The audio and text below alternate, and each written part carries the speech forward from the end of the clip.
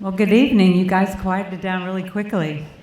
Welcome to the 5th Annual Savannah Book Festival and the first Georgia Power Speaker Series. I'm Stephanie Dutton-Haver, and I'm board president of the Savannah Book Festival. This year we decided to mark our 5-year anniversary with 5 days of events, and tonight is our second day of celebrations. The Book Festival has grown tremendously since its first year in 2008. Just the other day, one of our steadfast supporters called me and said, the festival is kind of like a brand new Major League Football franchise coming to the little city of Savannah and then turning up in the Super Bowl 5 years later. And it sure feels that way with our lineup. We have best-selling novelist Brad Thor, who opened the festival last night, and we're closing with legendary writer Stephen King. And we also have the brilliant Walter Isaacson and the poetic Pat Conroy, plus 40 other notable and inspiring authors in between. We thank you all for coming out tonight. We have a sellout crowd, and that lets our authors know that our city comes out to support them, so thank you so much for being here.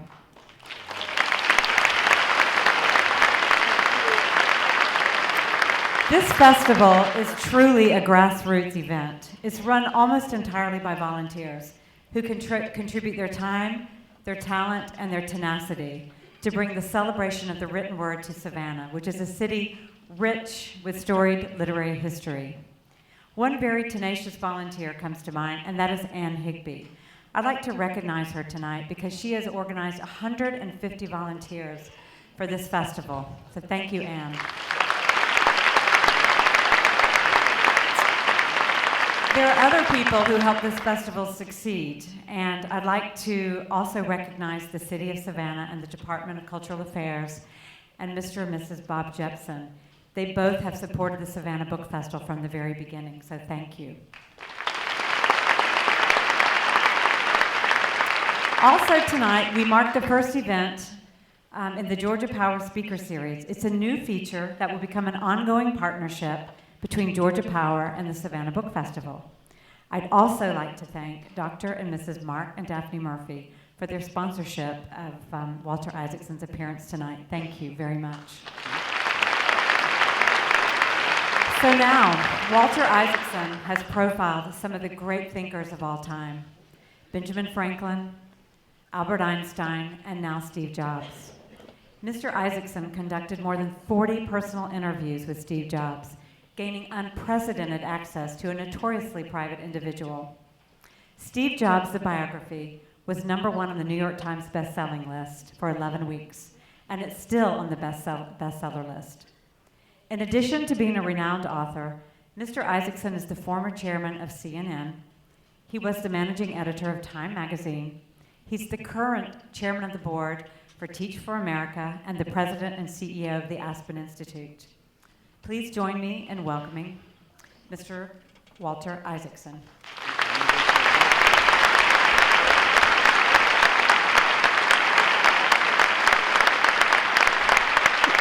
Thank you so much, Stephanie. That was very, very nice. And Robin Gold, you've put together a great event again. It's a real honor to be here. Thank you very much for having me. And Mark and Daphne Murphy, thank you for sponsoring it.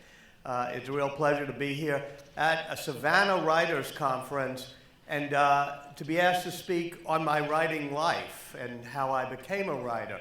It reminds me of a few years ago when my then 14-year-old daughter, I told her I was going to a writers conference. And she said to me, "But why, Dad? You're not a real writer. You write nonfiction." So I leave it to Pat Conroy, Stephen King, and so many of the others you have to represent the real writers. I'm just sort of the hack writer who writes nonfiction. But I do plead guilty to that because I do think that narrative nonfiction, in which we tell stories about the people of our times, is a wonderful way to teach lessons and understand where we're coming from. I worked for a long time at Time magazine, and the reason I love that magazine is we always put a person on the cover, and it was a narrative tale. And you got to understand more about our society through that tale. People accused the founder of Time magazine, the famous Henry Luce, of creating personality journalism by doing this. And he said, no, we didn't create personality journalism. The Bible did. The way we tell stories is through people and the narrative tales that teach us lessons. So I've always tried to take books and tell stories about people who are inspiring, people we can learn things from, and people who will help us better understand what leading the good life means in these times. When I was growing up in Louisiana, I grew up in a family that truly loved books. It was in that 1950s way in New Orleans where my parents subscribed to Book of the Month Club and the Encyclopedia Britannica and all of those Clifton Fadiman type books that came that were supposed to make you more literate. But it didn't occur to me that you could actually be a writer until I was about 13 years old. And we used to go across the Lake Pontchartrain to the bayous of Louisiana to fish, water ski, and there was a girl there named Ann Percy. We never could quite figure out what her father did. Everybody called him Dr. Percy, but we couldn't figure out what Walker Percy really did. She said, well, he's a writer. And to me, it seemed that it meant he sat home all day and drank bourbon, which seemed like, you know, not a bad thing to aspire to, even at age 14. Of course, he was a great Southern novelist. And when I was very young and The Moviegoer came out, I read that novel and I said, oh, I get it. This is a beautiful way to be able to deal with life and lessons, is to be a writer. And I started sitting at his feet, so to speak, and asking him what it would be like to be part of the writing life. And he gave me one piece of advice. He said, out of the South come two types of people, preachers and storytellers. He said, for God's sake, be a storyteller. The world's got too many preachers. So that's what I tell my daughter when I say, yes, I write narrative nonfiction. I leave the preaching to other people. I just try to tell the tales. For me, it started when I went up to Time magazine. And one of the constraints at Time magazine is that you're limited in the amount of space you can use. You can't really tell a great story.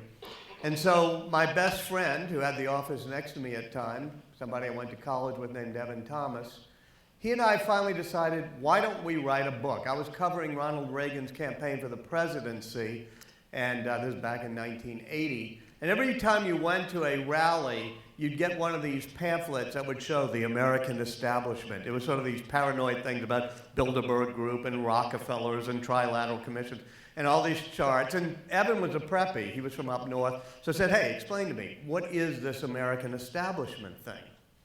And once, we sort of wrestled with what the American establishment and its role in foreign policy was, that's what we decided to write a book about. But what we did, we spent about a week sort of on vacation together trying to sketch it out.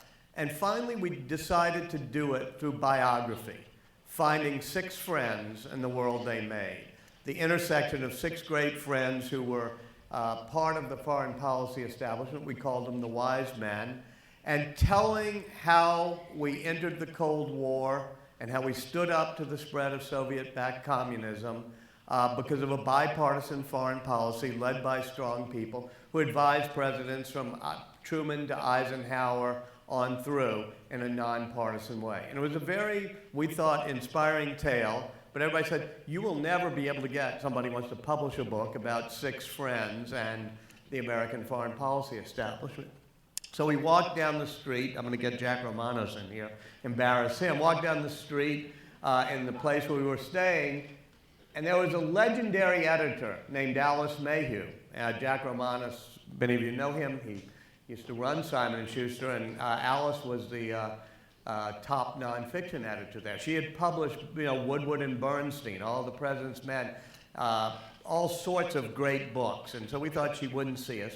We went to her back porch and we pitched the idea of trying to explain what a great foreign policy could be through these 6 friends who led us through the Cold War.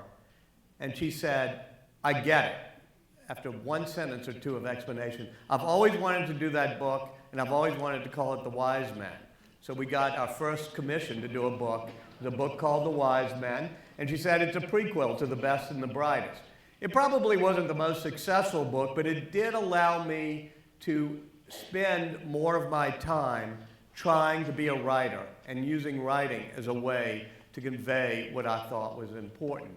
The Wise Men ends with the Vietnam War. They were called the Wise Men because Mac Bundy and Lyndon Johnson summoned them and called them the Wise Men to ask their advice on what to do about Vietnam. But I wanted to do a sequel to the book about how Nixon eventually got the U.S. out of being involved in Vietnam, and I couldn't figure out how to do it. And then I realized I could again do it through a person, that nobody had written a biography of Henry Kissinger that was basically an objective biography.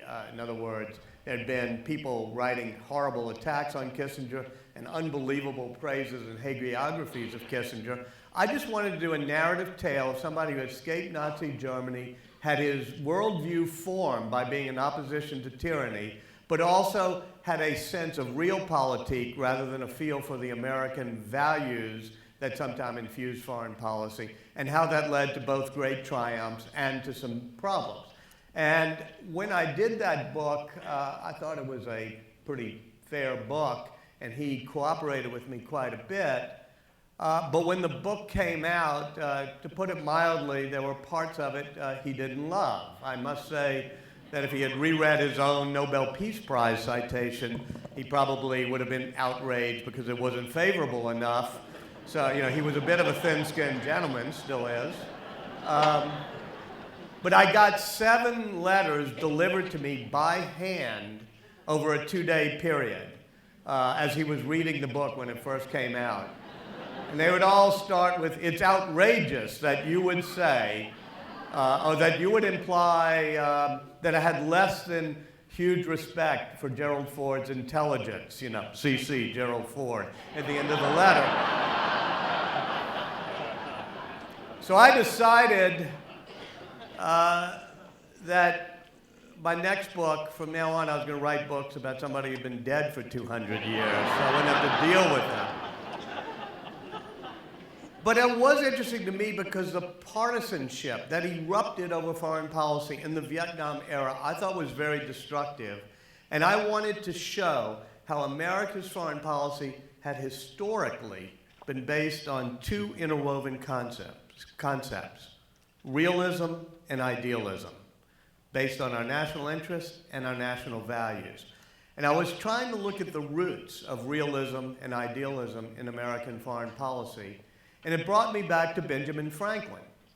Now, people had written about Benjamin Franklin before, but mainly they wrote about him as a writer, as a figure in American literature, Poor Richard's Almanac, the autobiography. He was taught in English classes.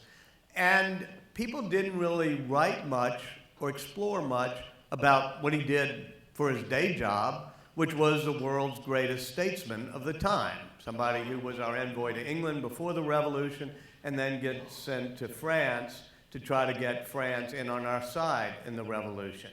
He had helped write the Declaration of Independence. He and Jefferson and Adams were on the drafting committee, and then he sails over to France with that declaration to try to get France in on our side in the war. Even back then, France was a bit of a handful, but he was very well positioned to explain to the French 2 things: why it was in their national interest, after 400 years of struggle with England, to be part of a balance of power that would tip the new world away from England in the balance of power, but also how the ideals that he had written about in the Declaration, the ideas of liberty and equality, were rising up within the French people. So he built himself a printing press when he first went there and printed all the inspiring documents coming out of America at the time and got France in on our side in the war. And to me, this was a way of telling the tale of America's values when it was founded and how we have to remember those values. But I stumbled across something else, which was the discovery that Benjamin Franklin was a great scientist. That we think of him as a doddering old dude, flying a kite in the rain, with lightning coming down. But the electricity experiments and the lightning experiments and the notion that lightning was electricity and that you could capture it as he did with the kite string and bottle it and he called it a battery when he did so and invented the concept of the battery, that those things were the most important scientific experiments of our time. And it wasn't just random, because back then, a Benjamin Franklin, a Thomas Jefferson, would have thought you were a Philistine if you cared a lot about literature and the arts and the humanities, but knew nothing of the sciences, that you were supposed to connect the two.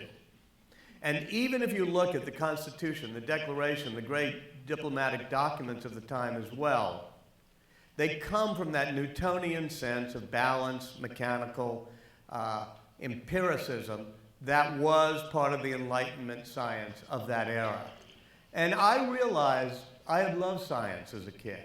My father was an engineer, but as I had grown up, I had become a writer, I'd become interested in the humanities, and I had lost a feel for the magic of science. And I felt that that happened too often in our society. You know, people tell me, you know, I love Shakespeare, but I'm afraid of physics, or I'm afraid of math. I don't like math. I was never good at it. And I say, well, Shakespeare, you know, they say math is hard. I say, well, Shakespeare is hard. And they say, well, yeah, but I love Hamlet. I said, yes, but did Hamlet love Ophelia? And they scratch their heads for a moment and say, I don't know, that's hard. I say, yeah, we wrestle with things. We should wrestle with the beauty of math and science that way as well. So I decided to do a biography of Einstein, a great humanist, somebody who really understood the beauty and harmony of the universe, and that helped him make the great breakthroughs of 20th century science. And I did so that we could all appreciate the magic of physics, those of us who are not scientists or physicists. And what it came down to with Einstein, just as it was with Franklin, was not that he was smart, but that he was imaginative, innovative, creative. Those of you who come to lecture series like this know a lot of smart people. And after a while, you realize smart people are a dime a dozen, and they don't usually amount to much. What really matters is people who are imaginative, innovative, who think differently. And so that's what Einstein does when he can't even get a doctorate.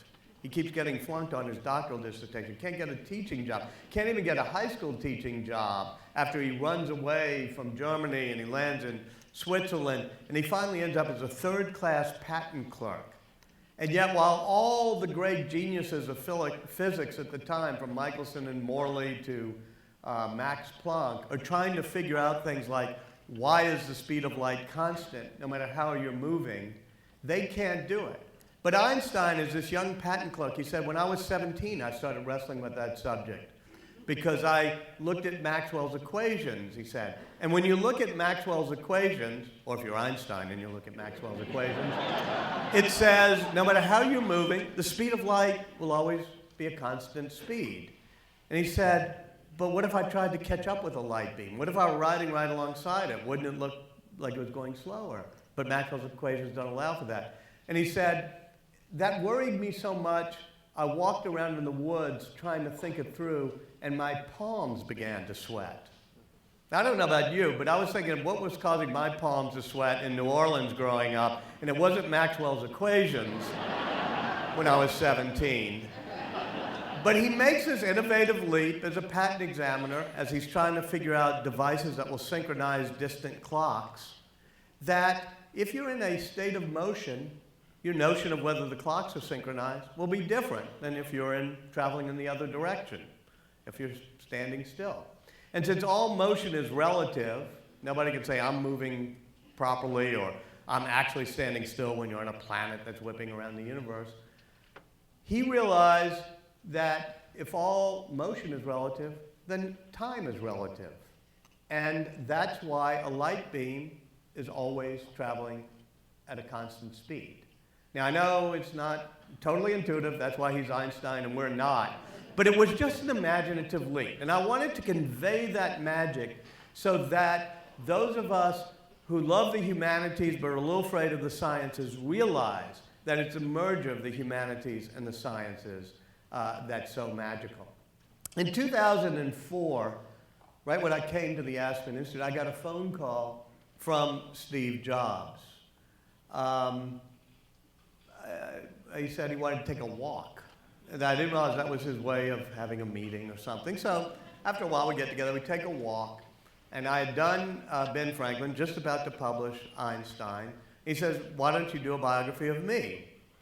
Now, my first reaction, to be candid, was, okay, Ben Franklin, Albert Einstein, Steve, you know, arrogant guy, you know, what does he think he is? And so I said, and I had known him since the early days when I was at Time magazine. You know, he used to come. When I became editor at the time, he was my best friend for like 2 days a year when he had a product that he was about to launch and he wanted to show me why only I could understand how wonderful it was and I should put it on the cover of Time magazine. But I said to him, look, why don't we wait 20 or 30 years until you retire and maybe I'll do a biography then. But he was kind of persistent. I couldn't quite figure out why. And finally his wife said to me, this is a couple years later, if you're going to do a biography of Steve, you ought to do it now. And by that point, I realized he had had cancer. He was fighting it. And I said, you know, gee, I did not know he had cancer. When he first asked me, I would have been more attentive. And she said, nobody knew. He kept it a secret for 9 months, didn't do anything about it. But he called you the day after he was diagnosed. That's why he called you. And then I realized that here was a guy not only fighting cancer, not only an amazing life, but somebody who had transformed 7 industries. He had transformed personal computing, brought it into the home, so it was easy and simple for all of us to use. That computers weren't intimidating with the Macintosh. He had transformed the music industry, how we listen to the music with the iPod, how we consume and buy music with the iTunes Store. He had transformed digital animation with Pixar and Toy Story. He had transformed what we do with phones, even publishing and magazine publishing when the iPad came out. And not only did he transform industries, he did it by doing what all of the other characters I had written about had done, which is merging a feel for the humanities with a feel for the sciences. In fact, in our very first long conversation, he said to me, you know, when I was very young, I thought of myself as a humanities kid. He was sort of a hippie, dropout, but loved poetry, loved music, always searching down bootleg tapes of Bob Dylan.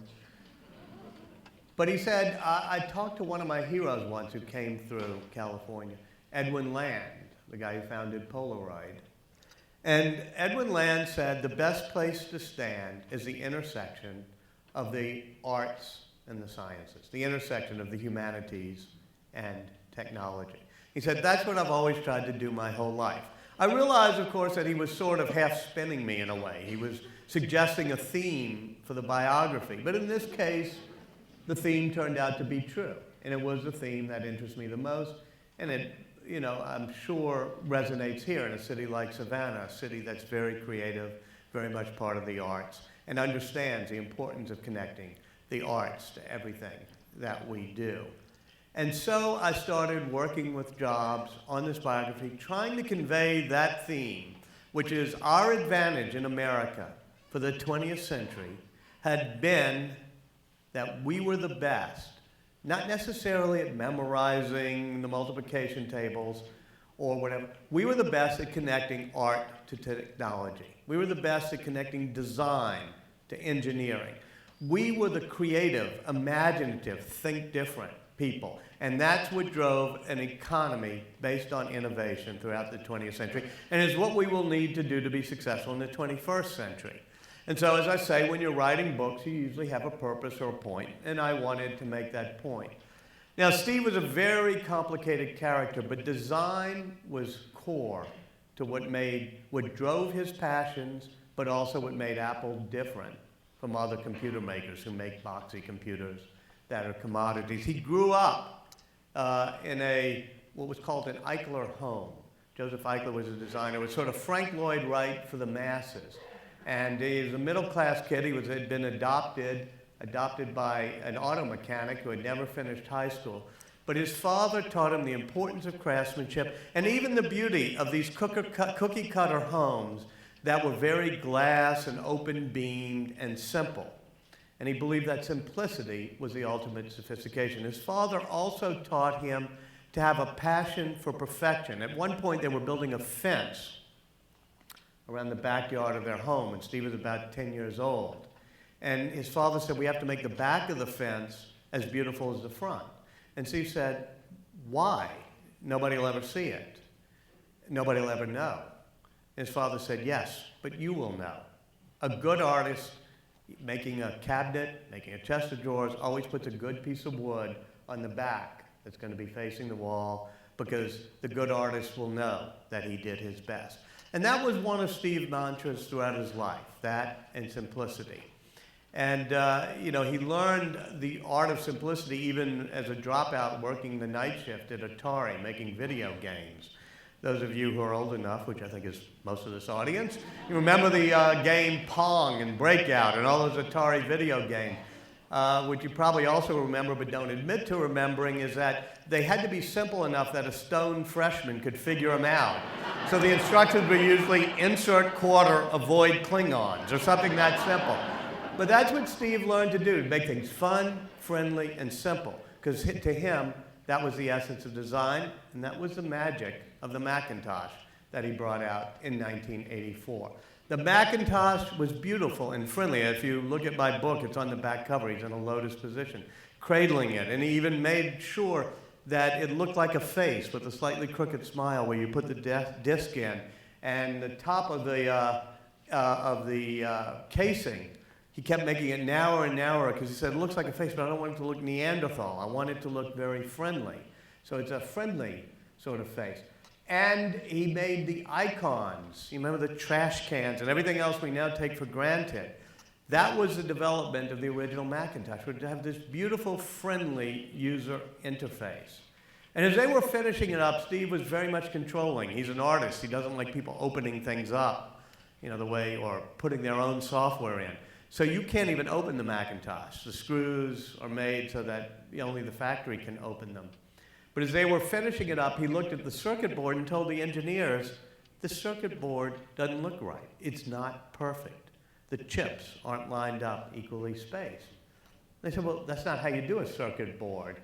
Plus, nobody's ever going to see it. You can't even open up the Mac. Nobody will ever know. And he said what his dad told him, which is, you will know. And they held up the launch of the Mac until the engineers got the circuit board, so it looked beautiful. And when they did, he had them sign their names on a poster board so that they could engrave the names on the inside of the case of the Macintosh, all 32 of them who had worked on the Macintosh team, because he said great artists sign their work. And that was the passion for perfection he had. He felt, too, that design meant this great simplicity, a depth of simplicity that made things friendly and deferred to you. A good example of that was when he did the iPod. Everybody had done Sony, everybody else had been trying to do music players, MP3 players. They didn't quite work. It was like your old cell phone. You couldn't figure out how to get through the address book to get to other things. You couldn't figure out to get to the song you wanted. It was clunky. And he kept insisting it's got to be beautiful, white, perfectly shaped, and the interface has to be so simple that intuitively, without an instruction manual, you can get to wherever you want in 3 clicks. And they said, well, you can't just get to any song in 3 clicks. So they kept trying, and they'd show him. And he'd say, why do we need that choice where it says search by album or song or artist? Why don't we just let people search? The iPod will figure out what they're searching. He said, oh, yeah, we don't need that screen. So they eliminate that. And over again, he's getting to the simplicity that comes from eliminating things that are not of the essence. And finally, they have this perfect white box with that famous track wheel, but there's a button at the top to turn it on and off. And he stunned them by asking a question. Why do we need an on-off switch? It's ugly. He actually used another 4-letter word that I won't use. And then take it back. Well, people turn it on. Why do they need to turn it on and off? If they're not using it, it'll slowly power down. Once they start using it again, it'll power back up. Get rid of the ugly button. And they did. It was that type of passion for simplicity and for thinking out of the box, as he put it, think different, that made him, I think, be able to bring together art and design to technology and engineering. Now, this is something, I know this lecture is, the Savannah College of Art and Design. That is why, it's a wonderful college that really understands the depth of art and design and how it's not something we put in museums, but it's something that's got to be part of our everyday life. Everything we do, everything we make has to feel that we have poured a sense of art, a sense of perfection into it. That was Steve's driving force. I'll end and then we'll open up some questions with just, at the end of his life, I spent some time with him, even talking about the spiritual things that had driven him. He had been Zen Buddhist, gone off to India on a pilgrimage for 9 months after he dropped out of college. Very into spirituality. He said that the Zen and spiritual feelings he had helped him simplify and understand the world, but also understand there was something larger in this world that's supposed to guide what we do.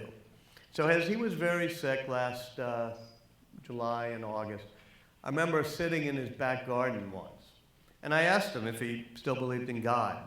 Did he have spirituality? He said, I wrestled with this my whole life. There's no easy answer. I like to think that there's something more. I like to think that all of your wisdom and all the experience you gather lives on after you die, and that what you've contributed and what you've brought to bear doesn't just disappear and there's nothing. I like to believe there's something more. He said, but then sometimes I worry, it's just like an on-off switch. You die and click, you're gone. And I was sort of stunned and quiet and looked at him. And then he smiled and said, that's why I never like to put on-off switches on Apple devices. Anyway, thank you all very much, and I'll be happy to answer any of your questions.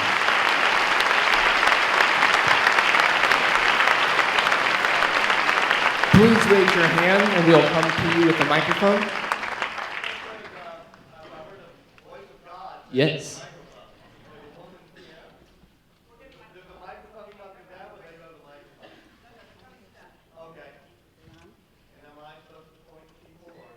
Right.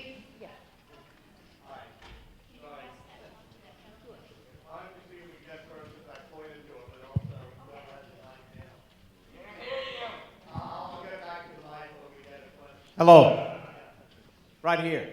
Could you talk a little bit about his relationship with his real dad?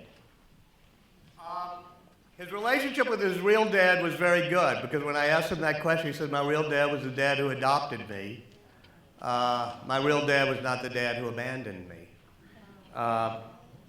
He was, and there's some tough language in the book, but basically said he was just a sperm bank. He didn't do anything for me. What happened was, when Steve was very young, he knew he was adopted. He says his parents, Paul and Clara Jobs, explain, he's adopted. He goes across the street at one point and talks to a young girl, he's like 6 years old, and says, kind of proudly, I was adopted. And the girl says, oh, that means your real parents didn't want you. And he said it was like a lightning bolt went off, and I ran into my parents' bedroom crying, and I said, is that true? And they said, no, listen to me, Steve. We picked you out specially. You were chosen. So I think throughout his life, he had these jangling emotions, he told me, about being abandoned, about being chosen, about being special. And it's an amazing story. I think they're making a movie about it, but nobody would believe it if it were just a movie. But it's actually true, and it's in the book, how it all came to pass. He eventually, after he's become modestly successful, before the Mac comes out, but in his early 20s, he decides he's going to go on a search for his birth mother, at least, find out who she was. And so he gets a detective, and they have trouble finding her. But then eventually he looks on his birth certificate and he sees the name of a doctor in San Francisco. So he calls the doctor and says, I'm Steve Jobs. I want you to tell me who my birth mother was. And the doctor says, not truthfully, I don't know, all my records were destroyed in a fire, because he had promised secrecy. His birth mother was a graduate student from the University of Wisconsin who had come to San Francisco to give birth because At that time, that was the best course for her. So, but the doctor that night wrote a letter to Steve Jobs to be delivered upon my death. And it said, your mother is Joanne Schiebel and Simpson, etc. Gave the details. In one of the coincidences that are weird in the book, the doctor died pretty soon thereafter, and so the letter gets delivered to Steve. And he goes and he finds Joanne Simpson in Los Angeles. And she gets all crying and weepy and said, I'm so sorry, but he said, don't worry, it turned out fine, but it's good to. And she said, I need to call somebody. You have a sister. And she never knew that she had a brother. And I raised the sister, but it didn't put her up for adoption, but you were put up for adoption. And in one of the other weird coincidences, the sister is Mona Simpson, who turns out to be a great novelist. I'm sure you'll have her here at some point. She'll tell you this story. So Joanne Simpson being kind of weird, if you read Mona's novel anywhere but here, she's a weird character in the novel, decides to call Mona, but being weird doesn't say, hey, you have a brother, his name is Steve Jobs. Says, hey, you have a brother, I never told you about him, but I'm not going to tell you who he is. I'm going to bring him to see you. I won't say who he is. I'll just tell you that he was born poor. Now he's very rich.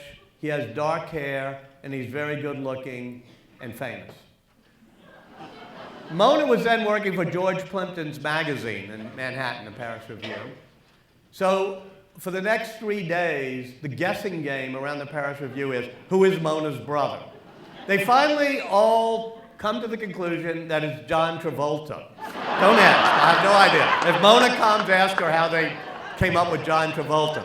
But Steve walks into the life. To get to your question about the father, after they get to know each other, they really bond, Mona Simpson and Steve. Mona says, we have to find the lost father. Now, the father was a guy named is a person named Abdullah Jandali, born in Homs, Syria. Everything gets sort of weirdly coincidental, because Homs, as you now know, you probably never heard of Homs until a few weeks ago, but is now the center of the Syrian revolution. And Jandali was this huge family in Homs. He was the 10th son of the family, but the family controlled wheat and oil and refineries, and he had gone to the University of Wisconsin, where he had met Joanne.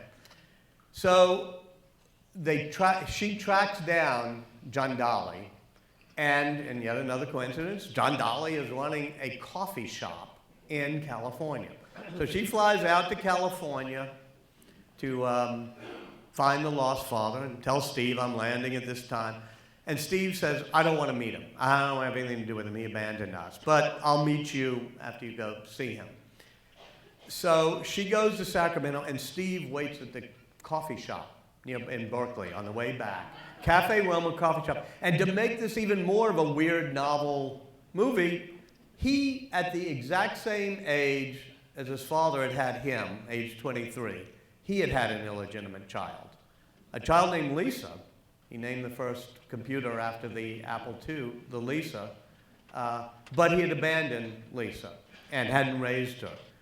But for this meeting, he goes and picks up Lisa at his old girlfriend's house. So they all meet to see what Mona says about the absent father. Mona goes to the coffee shop, and there, of course, everybody has to cry in the book. There's this guy running it and says, oh, I'm so sorry, I had a breakdown. And she says, was there any, did I have a brother? He says, yes, but he'll never be heard from again. So she sort of gasped. And then he says, I wish you had seen me earlier. I used to run one of the greatest restaurants near San Jose. It was a huge Mediterranean restaurant. And everybody used to come there. All the great wizards of the tech revolution used to come there. Even Steve Jobs used to eat there. So Mona does a double take and bites her tongue and doesn't say, Steve Jobs is your son, because she had been sworn to secrecy. And he notices that she does a double take, and he says, oh yeah, he was a very good tipper. So she goes back to the coffee shop in Berkeley, Cafe Roma, sees Steve and Lisa, tells this story, and Steve says, that fat, balding Syrian guy who ran that restaurant is our dad?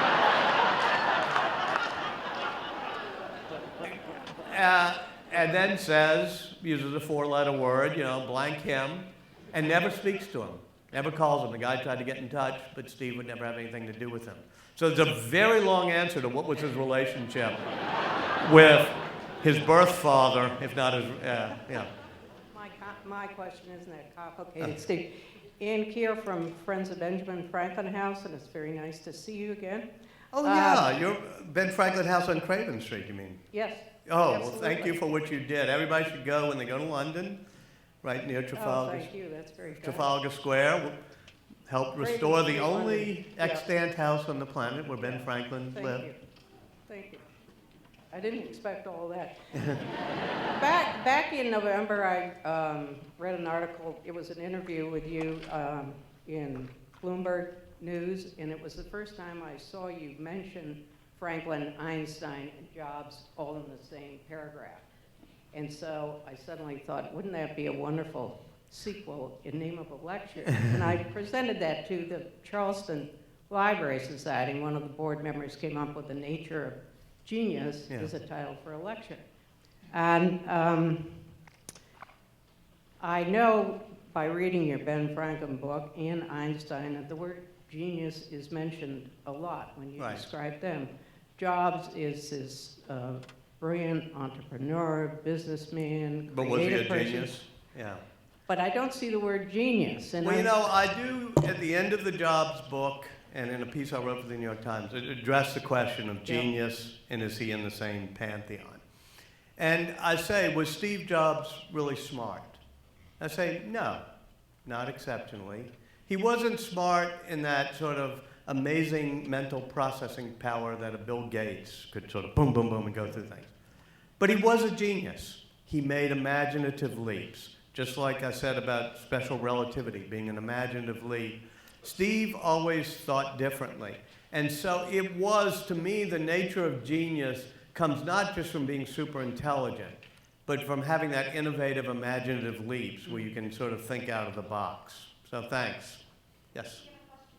Yeah, go ahead. Regarding Mr. Scully. Yeah, John Scully.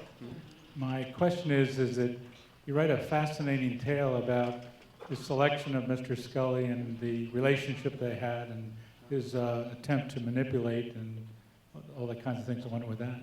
I'm wondering, in terms of him picking you as an author and your relationship with him and all the interviews that you had, where they tried to attempt to do the same thing with you. Yeah, Steve had what was called the reality distortion field. You know, he can make you believe things that were impossible or untrue. And I kept trying to be on guard against it, you know, being manipulated or whatever. And I must say, I'll have to leave it to the reader to judge it. I certainly talked to a lot of people, including John Scully, who, you know, were on the other side of great divides with Steve. He told me over and over again, be brutally honest. I want this book to be honest. I don't want it to be an in-house book. I don't want it to seem like an authorized book. So, you know, to some extent, if I erred, sometimes I think I may have overdone, you know, oh, he was a jerk, or he parked in the handicap slots, or he yelled at waitresses type of anecdotes, because I don't think those are that relevant to what is true. And people have picked up on that part of the book a little bit more than I think they should have. I think that there were moments where I was so emotionally wrapped up that I probably, but speaking of Scully, who was the biggest source of conflict with Steve and really, you know, butted heads with him and the manipulation, Scully read the book and, or at least said of the parts of the book he knew about that, he thought that I was fair. So I tried to be, and I just have to leave that to you all. I have a question back here. Yes. One of the things that impressed me about Jobs and Apple was from the business standpoint that he did not incur debt, which is kind of counter our culture. Yep, absolutely. And also that he bought all his sub-suppliers. Did he ever indicate to you why he chose that path? He bought his sub-suppliers? He bought a lot of the factories. Yeah. No, that's right. I wasn't questioning. I didn't know. I thought, okay. I thought you may have said fought them, because he did that too. Somehow he'd buy them and fight them. It was very complicated. one of the essential traits of Steve Jobs was that he was a control freak. And I mean that in a nice way. I mean, he wanted, for example, Bill Gates made software, but he would license it out to any hardware maker to use. If you're a control freak, you want to make your hardware and your software combined so that you don't, somebody's not going to be, putting your beautiful, elegant operating system on a junky piece of hardware or vice versa. So he liked to control the process end to end. And one of the great divides of the digital age is the fight between open systems, to some extent Microsoft licensing out Windows so that Hewlett-Packard, Dell, Compaq, any IBM, anybody can use it. Likewise, Google letting Android go out for any other devices so that Samsung or Motorola could all use it.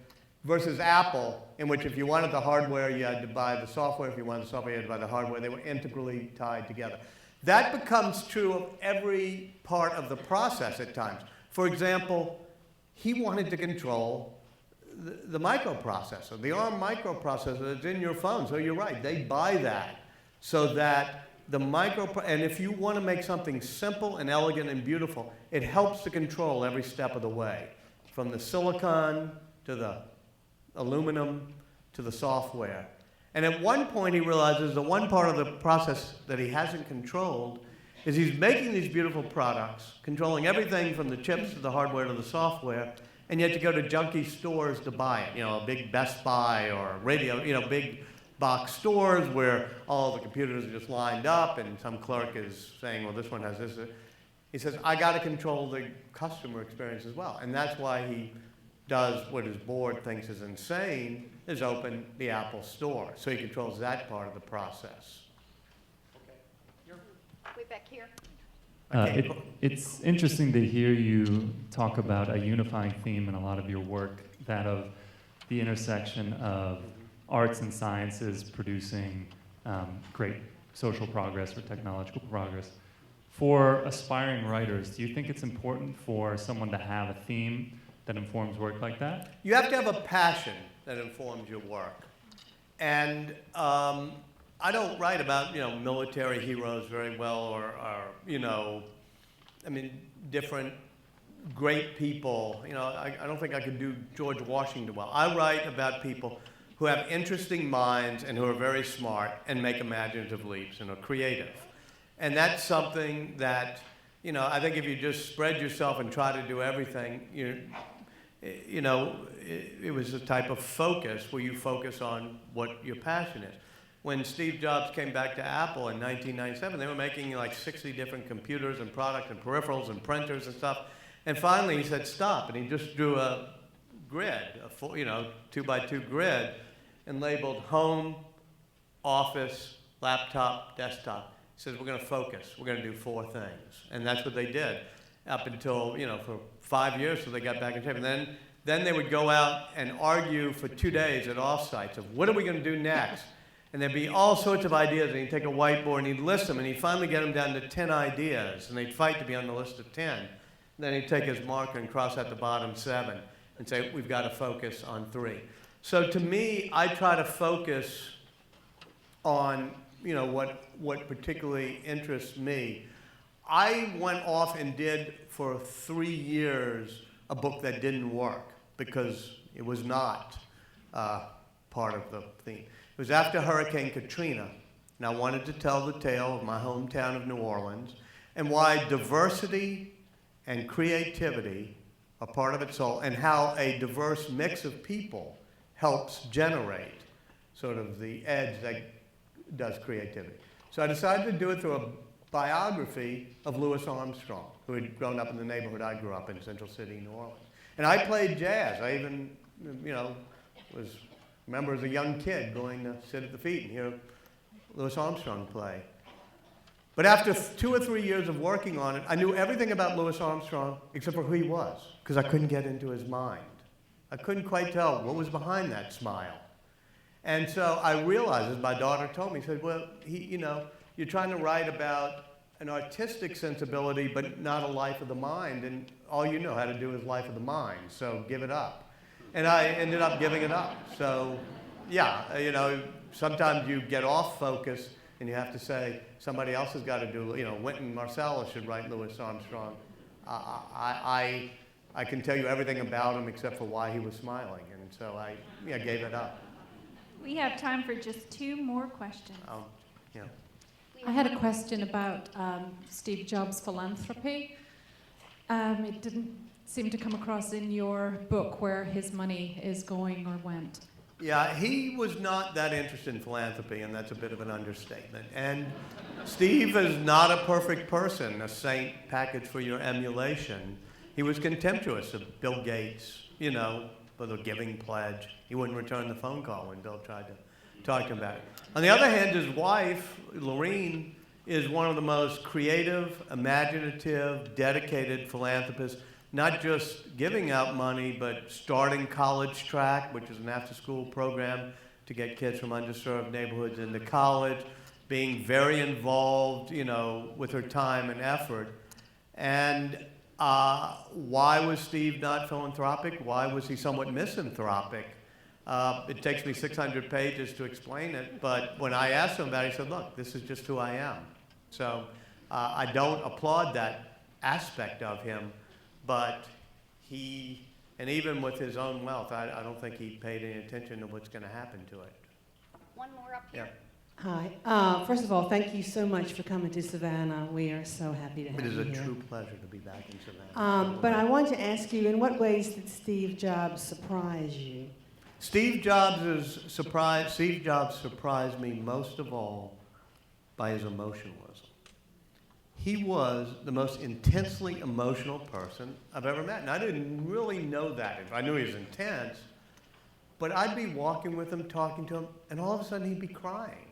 And I think, did he get something in his eye? But, there'd be tears. And I realized he would be telling me, he would be reading to me, or from memory, reciting the Think Different advertising. Here's to the misfits, to the rebels, the people, the human race. Some people call them crazy, but people are crazy enough to think they can change the world are the ones who do. It's a nice piece of advertising. It's really nice. He was crying as he, said that to me. He was crying when he talked about Lorene and their anniversary. He says, I always cry when I think of artistic perfection and beauty. It's the one thing that totally chokes me up.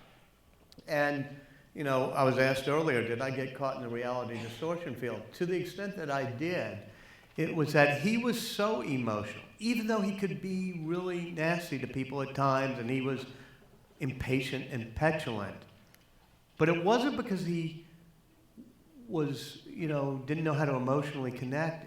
It was almost the opposite. He was just so emotional. It was so intense. I think that comes through not just in who he was, and I describe it at length in the book, but in the products he made, the company he made. He really poured emotion into it, an emotional intensity. He knew just tiny little things that would make you feel an emotional connection.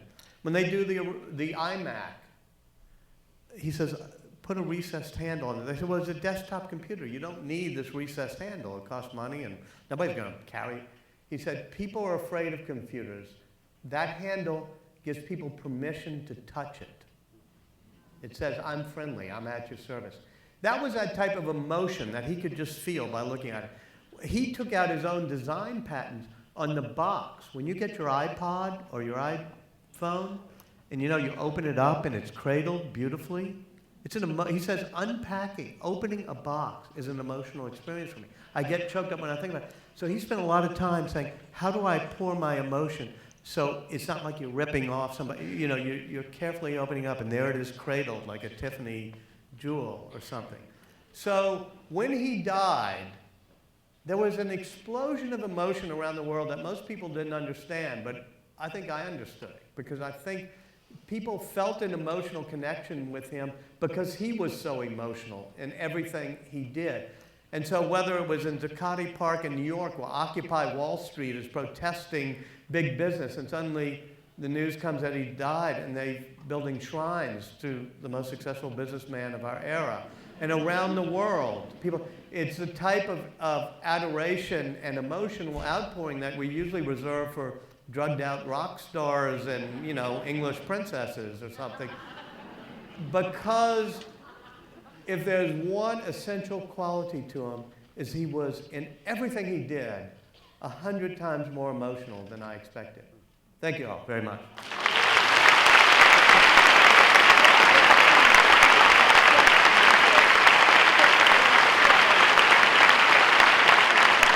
Thank you, Walter. We're going to be setting up the table and the stage, so if you want to get in line for the book signing, just give us a couple of minutes to get the table set up, and we're going to form a line over here.